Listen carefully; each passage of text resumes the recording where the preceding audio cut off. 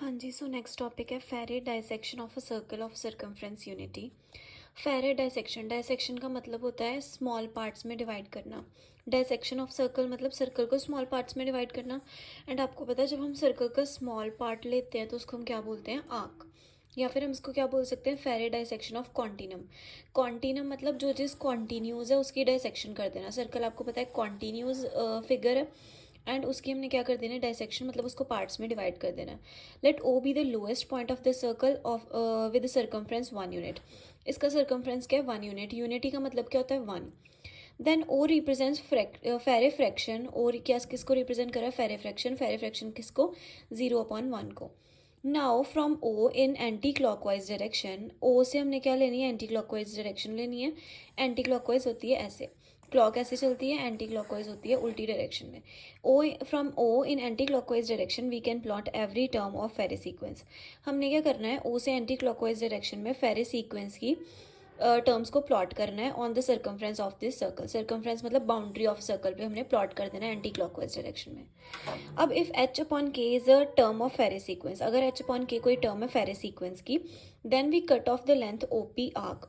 ये जो लाइन है इसका मतलब क्या है, आर्क ओपी। ओपी क्या है, हमारे पास एक आर्क है जिसकी वैल्यू हमने क्या लिया, एच अपॉन के, जो कि एक फेरे सीक्वेंस है in anti clockwise direction measuring along the circumference of the circle. P will represent H upon K. P किसको रिप्रेजेंट कर रहा है, एच अपॉन के को। एंड ओ हमने फिक्स करा हुआ है, ये हमारी फेरे फ्रैक्शन 0/1।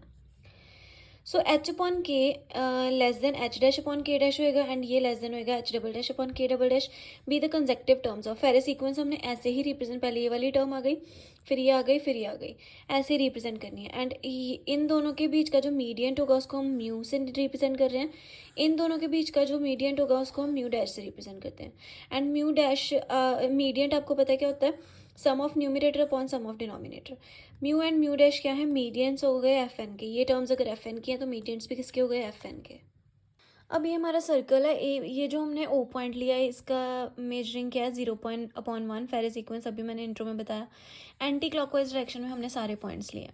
पहले पी पॉइंट लिया, इसकी वैल्यू क्या थी, एच अपॉन के। हमने ओ पी आर्क बोला था, उसकी वैल्यू क्या है, पी की, एच अपॉन के।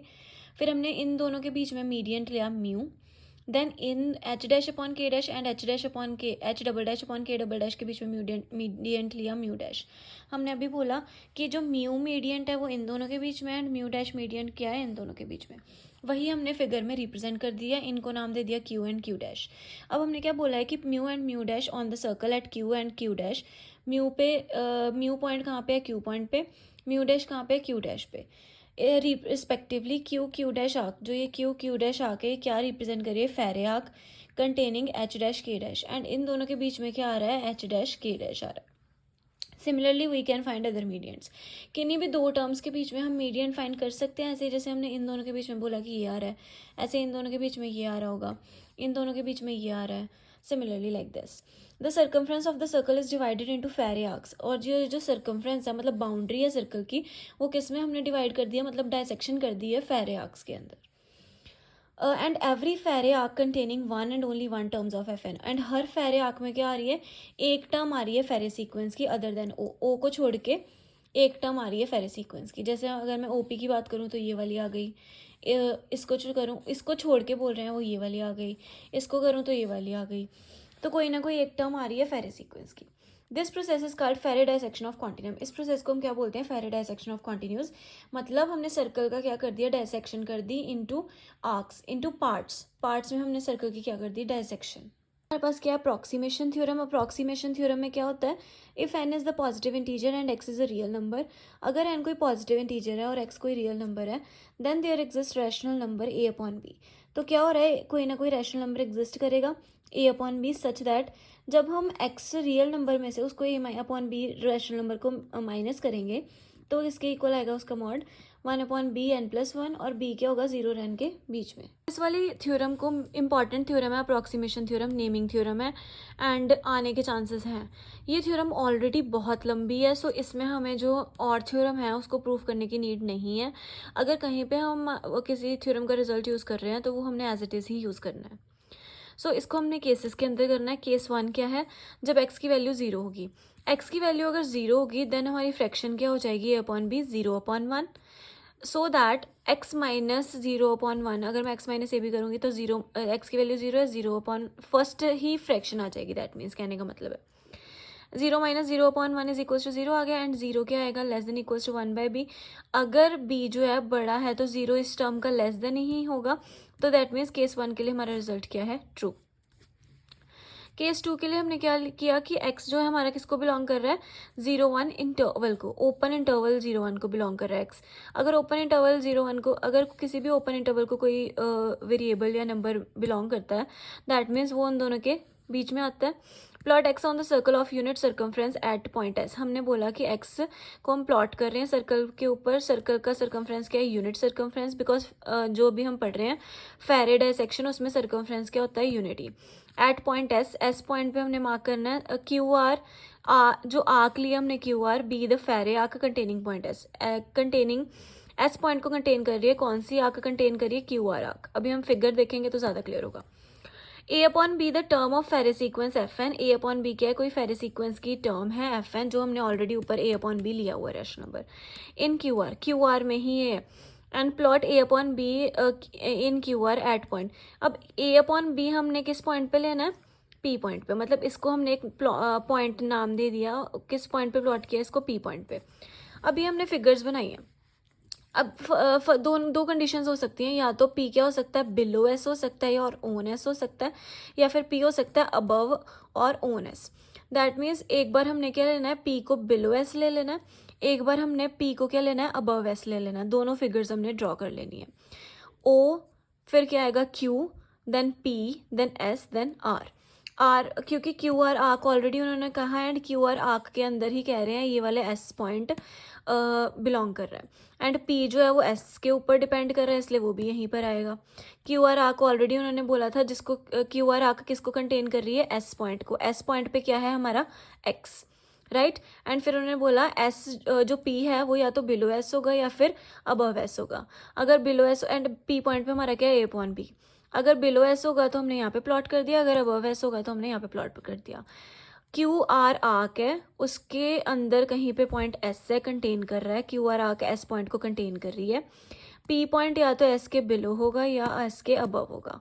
अगर बिलो है एस के, हमने यहाँ पे प्लॉट कर दिया, अगर अबव है एस के, हमने यहाँ पे प्लॉट कर दिया। P point a upon b fraction को कंटेन कर रहा है, एस एक्स को कंटेन कर रहा है, यहाँ पे भी एस एक्स को कंटेन कर रहा है, पी ए अपॉन बी को कंटेन कर रहा है। अब फिगर 1 में हमें पता लग रहा है कि जो पी एस आर्क है वो पी आर आर्क के लेस देन इक्वल्स टू है, राइट। ये छोटी आर्क, ये वाली आर्क बड़ी है।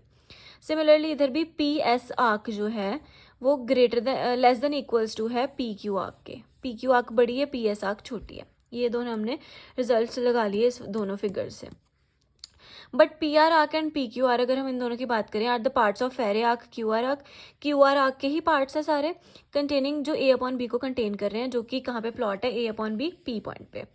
अब अगर मैं इसको बोलूँ तो ये जो हमारी पी आर आर्क है वो less than equals to 1/b n+1 होएगी, एंड ये भी 1/b n+1 होएगी, बेयर बी 0 से लेके n तक। अब इसको हमने ये दोनों ही जो, अगर ये पी आर आर्क से छोटा है P S arc, P Q arc से क्या छोटा है, पी एस आर्क, दोनों ही किससे ग्रेटर देन है, पी एस आर्क से। अगर ये लेस देन है 1/b n+1, एंड इससे लेस देन, इनसे ऑलरेडी लेस देन है पी एस आर्क, इससे भी लेस देन है पी एस आर्क, ये हमने दोनों फिगर्स से अभी रिप्रेजेंट करा था। तो that means P S arc इससे छोटा हो जाएगा, एंड इधर से भी पी एस आर्क इस टर्म से छोटा हो जाएगा। दैट मीन्स हम ये रिजल्ट लिख सकते हैं दोनों केसेस से। अब पी एस आर्क अगर मैं फर्स्ट में देखूँ, फर्स्ट फिगर में, तो पी एस आर्क को मैं क्या लिख सकती हूँ, O S minus O P. अगर मैं O S minus O P करूँगी तो मेरे पास पी एस बचेगा, एंड इधर से अगर मैं O P minus O S करूँगी तो मेरे पास फिर से पी एस ही बचेगा। तो दोनों को मैंने पी एस, दोनों फिगर्स में से इधर से भी एंड इधर से भी O S minus O P लिख सकती हूँ, इसको मैं O P minus O S लिख सकती हूँ, राइट। अब इधर से ओ एस ओ पी की वैल्यू एक्स थी, ए अपॉन बी, इधर से ओ एस की वैल्यू ए अपॉन बी थी, एंड माइनस एक्स आ गया। एक्स कॉमन माइनस कॉमन निकाला, minus x upon a upon b आ गया, less than equals to 1/b n+1। अब एक ये पॉइंट को हमने मान लो x मान लिया। अगर मैं मैक्सिमम की बात करूँ, x और माइनस एक्स का मैक्स होता है मॉड x। ऐसे ही ये एक पॉइंट है, माइनस ऑफ दिस एक पॉइंट है, इन दोनों का मैक्स क्या होगा, mod of this point. Less than equals to किसकी हो गया, 1/bn+1 के। There exist rational number a upon b such that this point less than equals to, यही हमारा रिजल्ट था प्रूफ करने के लिए, मतलब केस 2 में भी ये प्रूफ हो गया। नेक्स्ट केस है, अगर मैं x को 1 लेती हूँ तो मेरा a अपॉन b क्या बन जाएगा, 1/1। x माइनस ए अपॉन बी, एक्स की वैल्यू 1 है, 1 - 1 0, ये रिजल्ट ऑलरेडी ट्रू हो गया। देन है केस 4। केस 4 में अगर मेरा x doesn't belongs to close interval 0 1 को नहीं बिलोंग कर रहा, तो हम क्या लिख सकते हैं, x मेरा क्या होगा, r+f। अगर इसको नहीं बिलोंग कर रहा क्लोज इंटरवल को, तो x मेरा क्या होगा, r+f होगा। एंड r क्या होगा, मेरा ग्रेटेस्ट इंटीजर x, मतलब इस पॉइंट से कहीं, इस इंटरवल से कहीं बाहर, इसमें नहीं है। And 0 less than f less than 1। And f क्या होगा, 0 less than 1 less than f होगा, मतलब f क्या है, 0 less than equals to f less than 1। Case 1 and case 2 there exist rational number exist करते थे, a डैश अपॉन b लिया हमने for belongs to f n Farey sequence को। अब f minus a dash upon b किया, यहाँ पे अब हमने क्या करवाया, r को एड एंड सब्ट्रैक्ट करवाया, एलसीएम लिया इस साइड पे, ये टर्म साथ में एज इट इज़ चल रही हैं। अब हमने यहाँ पे क्या किया, माइनस कॉमन निकाल लिया, अंदर ऐड हो गई टर्म ये वाली। अभी ये हमने इस वाली पूरी टर्म को क्या नाम दे दिया, ए किसके इक्वल है, B R plus A dash K, so that A upon B is an irrational number.